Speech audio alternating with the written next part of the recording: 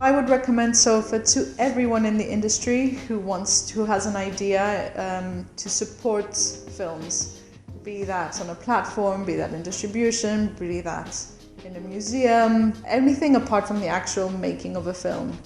So it's basically a business incubator which is very, very specialized to a very niche market and industry.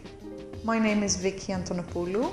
I'm from Greece. My company is called Endorphin Film Sales. We represent independent films from Greece or from Europe and focus on their marketing strategy, the distribution strategy, and the festival strategy. We try and find the right audience, basically. Like our latest acquisition, which was a Georgian film called Bebia, Mon Seul Désir, we came on board after the first cut. We made the trailers, the communication materials, the poster, in order to use for our strategy. So having more people who have these films on the radar and can pick them up, I find very important for the local industry. Following SOFA's advice, I actually found a partner who specializes in marketing and joined forces with Christina Pelekani. Having SOFA and this whole network of people supporting me and encouraging me and actually giving me advice gave me that kind of armor for me to go out and approach people and say, hey, I'm a sales agent, I will represent your film. The other students in SOFA were also very experienced people in the industry from different countries and different territories, so the whole